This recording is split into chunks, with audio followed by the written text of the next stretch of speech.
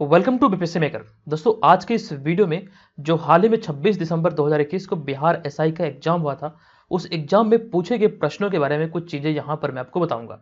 जो एग्जाम 26 दिसंबर 2021 को आयोजित हुआ बिहार एसआई का, ये 2 पाली में आयोजित हुआ था। इसके पहले पाली में जो प्रश्न पत्र दिया गया था, उसमें जो करंट अफेयर्स के प्रश्न पूछे गए हैं, वो यहाँ पर मैं आपको बताने वाला हूँ कौन कौन सा प्रश्न आपके एग्जाम में आया है, जो कि बीपीएससी मेकर के नोट से आपको मिले हैं। देखिए, इस बिहार एसआई एग्जाम का पहली पाली का या पहली सीटिंग का जो प्रश्न पत्र है, मुझे आज ही इसका पीडीएफ फाइल मिला है।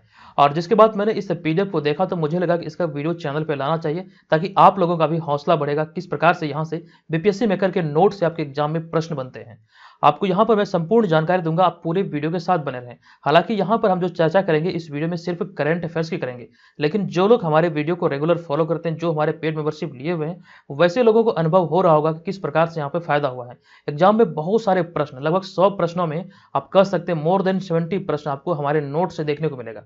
इसका सबूत तो मैं उतना नहीं दे सकता, लेकिन हाँ, जो लोग हमारे साथ रेगुलर बने हैं वो लोग आप कमेंट करके मुझे जरूर बताइएगा क्या ये सच में मतलब कि ये हुआ है या फिर नहीं हुआ है। आप लोग कमेंट जरूर कीजिएगा, ठीक है। अब यहाँ पर हमने जो प्रश्नों को ऐड किया है, तो देखिए यहाँ पर आपको ध्यान रखना, हमें जो पीडीएफ फाइल प्राप्त हुआ था उसमें मतलब कह सकते हैं पूरी तरह साफ साफ चीजें लिखी हुई नहीं थी, लेकिन बहुत मुश्किल से और साथ से कई सारे यूट्यूब चैनल को देख के हमने ये क्वेश्चन को यहाँ पे तैयार किया है। यानी कि ये सारे क्वेश्चन जो एग्जाम में पूछा हुआ क्वेश्चन है, उसको यहाँ पे हमने इस फॉर्मेट में इसे लिखा है। और एक प्रश्न ऐसा है जो कि पहला नंबर ही प्रश्न मैंने उसको ऐड कर दिया है। ये प्रश्न मैंने आपको नहीं बताया था। भारत के किस राज्य में कोटी बिहू महोत्सव आयोजित किया जाता है? इसका राइट आंसर होगा असम। इसके बाद यहाँ पे हम लोग सभी प्रश्न देखेंगे, इसे समझिए और उसके बाद आप मुझे कमेंट करके बताइएगा क्या ये सच में एग्जाम में पूछा गया है या फिर नहीं, और फिर ये मेरा बताया हुआ है या नहीं, ठीक है। चलिए, अब यहाँ पे हम चलते हैं दूसरे प्रश्न पे। हमारा दूसरा प्रश्न है कि फिट मोबाइल एप्लीकेशन निम्नलिखित में से किस मंत्रालय ने शुरू किया है? बताइए, प्रश्न बताया हुआ है या नहीं है। हमारा जो डेली बेसिस पे करंट अफेयर्स का सीरीज चलता है, उसके तहत हमने आपको ये प्रश्न बतलाया है।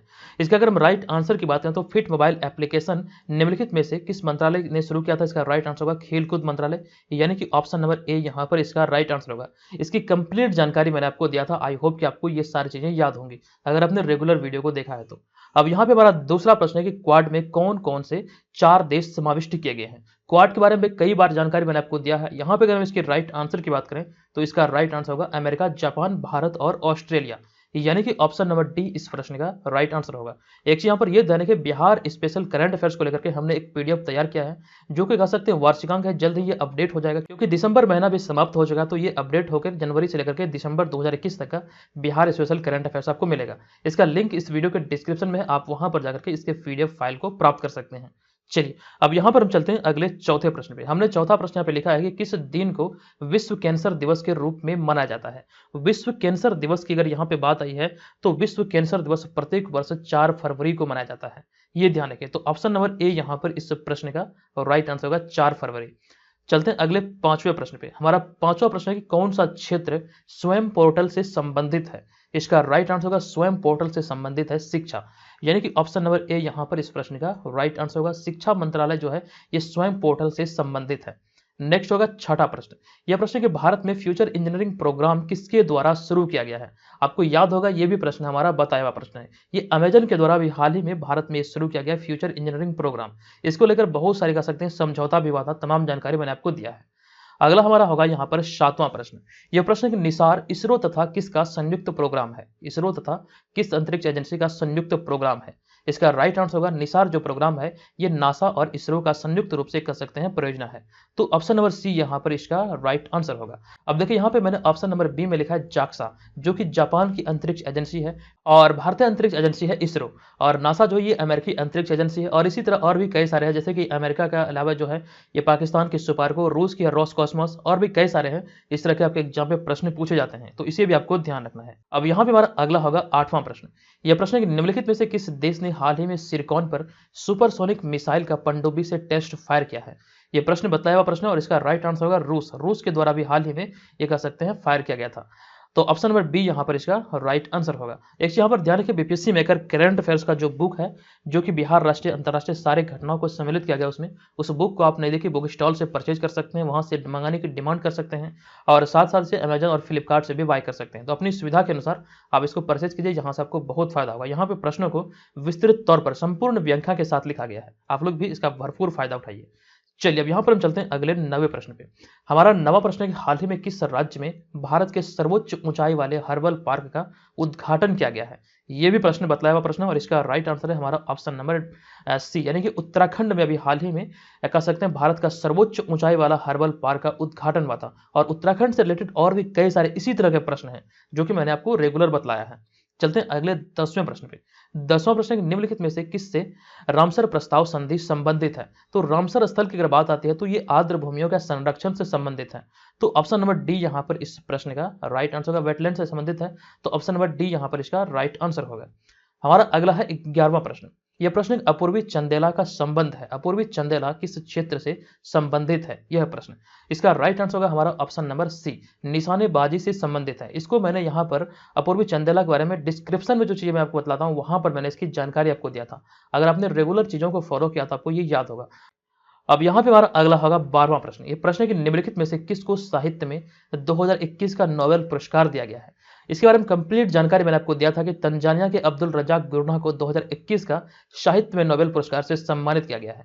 आपको ये बातें याद होंगी। तो ऑप्शन नंबर ए यहाँ पर इसका राइट आंसर होगा अब्दुल रजाक गुरना।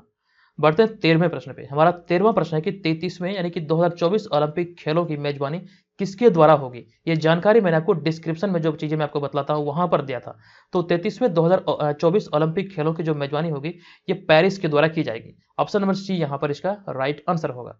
हमारा यहाँ पे अगला है कि निम्नलिखित में से किसे हिंदी साहित्य में योगदान के लिए 2017 का ज्ञानपीठ पुरस्कार से सम्मानित किया गया है?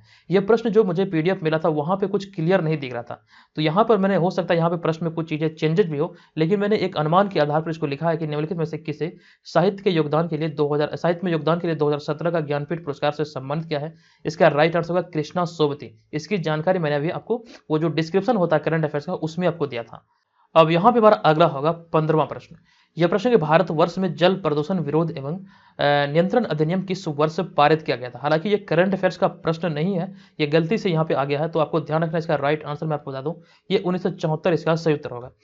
हमारा यहाँ पे अगला होगा 16वां प्रश्न। अंतरजातीय विवाह को प्रोत्साहन करने के लिए उड़ीसा सरकार ने निम्न में से कौन सा वेब पोर्टल आरंभ किया है? तो आपको ध्यान होगा सुमंगल कार्यक्रम या फिर सुमंगल पोर्टल शुभारंभ किया गया था। ये कह सकते हैं अंतरजातीय विवाह को प्रोत्साहन देने के लिए उड़ीसा सरकार के द्वारा।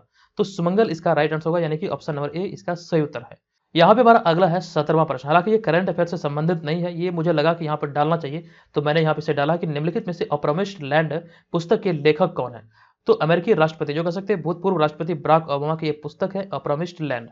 तो यहाँ पर 17 प्रश्न इस वीडियो में थे। करंट अफेयर्स के प्रश्नों को हमने सेलेक्ट किया, तो लगभग आप मान के चलिए यहाँ पर 16 या फिर 15 करंट अफेयर्स के प्रश्न आपको यहाँ से इस चैनल से देखने को मिला।